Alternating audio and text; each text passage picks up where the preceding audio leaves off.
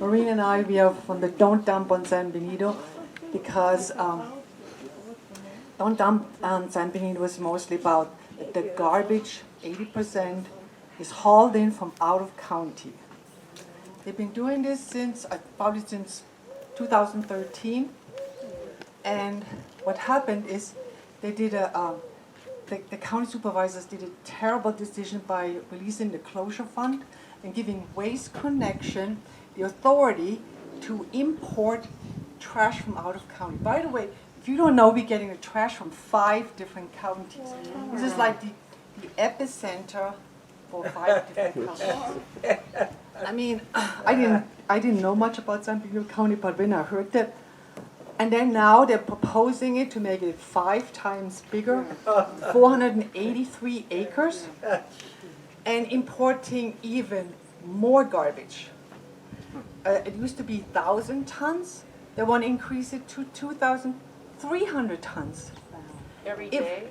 Every single day, 7 days a week, 361 days a year, and it would be for 50 years, building a garbage mountain outside of your city. It would be. Would it be a tourist attraction? It would be a tourist. Mount Basura. Mount Basura. Yeah. 949 feet above sea level. Yeah. The mountains in the area are approximately 800 to 880 feet above sea level. So the trash mountain will eclipse our natural mountain range. You know why 5 counties want to dump here? Because they can't dump in their own counties. Yeah. And again, the big player, the big winner is Waste Connection. And Recology. And Recology. Waste Connection was allowed to do an out-of-country contract. They don't even disclose it to us. I asked Integrated Waste Management, can I have that contract? No, they have no authority. So because they did a bid, they're importing this trash for $30 a ton. $30. This is not. This is a cheap dump for out of county. So it's just. I literally got nightmares when I start thinking about this. You pay more in a trailer, taking your own trailer out, or just about as much. Yeah. So the big player is really Waste Connection.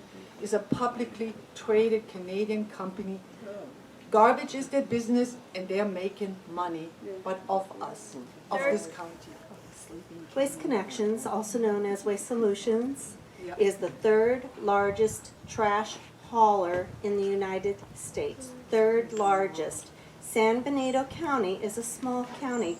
Why would we have the 3rd largest hauler doing business in our rural county? Because they can abuse it and make money off of it. So we're fighting this, and we need your help. So with that, we are having a community forum this Tuesday night over at the Garden Shop in downtown Hollister. I don't know if any of you have been there. It's a wonderful, quaint store owned by women, independent. The address is 364 7th Street. It is between Monterey and San Benito Road on the north side. We'll be there from 5:30 to 7:30. We're hoping to get people from the city of Hollister there because we've been doing a lot of canvassing in the rural areas because we happen to live in rural areas. The landfill is in the rural areas. We've been doing as much canvassing as we've been able to with the limited resources we have in Hollister, but we need to get Hollister residents understanding what's at risk with this expansion of the landfill. We don't need the expansion. One of the things that they have put in the EIR that was released on the 15th of the month, our comments are due by the 29th of August. One of the things that they released in there is that Waste Connections, will be donating the land to the county of San Benito. This land is the 388 additional acres. We don't need that land, we don't want that land, and we don't need to take the environmental risks that could already be associated with that land. As soon as that deed becomes the county, it becomes the county's pit for money. That's another big risk. There was a recent article, it was in the Freelance. Carl Broussard wrote that article. Carl is a member of our group. Bob Tiffany had access to that article before it was published. I found that absolutely amazing that Carl's article was published the same day Bob Tiffany's rebuttal to Carl's article was published on Freelance. So obviously, at least Bob Tiffany, if not all of the Board of Supervisors, got access to that article before it was published in the newspaper. And Tiffany proceeded to rip apart the article falsely. So we will be coming back against Bob Tiffany and correcting his misrepresentations. Yes. Do the garbage trucks have to pass through Hollister at all, or San Juan Bautista? I mean, San Juan Bautista has a road, but do you have to go through the city? So right now, they're hauling coming off of Shore Road and coming down Fairview, which is quasi-city on one side, county on the other side, west to east, and then they're going down John Smith Road. Well, To get that, to I the mean, if landfill. I were a city resident, I think I'd pretty be upset about garbage trucks on my streets, particularly because heavy trucks are what ruin streets. I talked to neighbors who say they literally come by on a Sunday morning at 7 a.m. on a Sunday morning to drop off their garbage from out of county. And this would continue for the next 50 years. I mean, once you have that garbage up there, you can never take it out. It will be our legacy. And every garbage produces methane gas. We are exposed to methane gas. Hey Bridget, it would go from an average of about 40 trucks a day to approximately 90 trucks a day. So have you talked to the coastal commissioner, Rick Rita, because he's concerned about it affects the environment? The Well, what? right now, everything is in the EIR. We're just learning more as we go. But they said, you know, there was one part about the greenhouse gas emissions that was saying simply the mitigation, well, it's unavoidable. Greenhouse gas emissions from the landfill is unavoidable. So here is, I call it funny, but it's really disheartening. They talked about mitigation for the greenhouse gas. Their mitigation bought off our Board of Supervisors. The mitigation provides 4 electric charging stations at county buildings. The mitigation offers a new fleet of electric cars for our county board and the county division. 29 vehicles. That's a buy-off if I've ever seen one. It doesn't help you, doesn't help me, doesn't help the air around us that all of us are breathing. But it does get electric charging stations and electric vehicles for the county. That's their mitigation.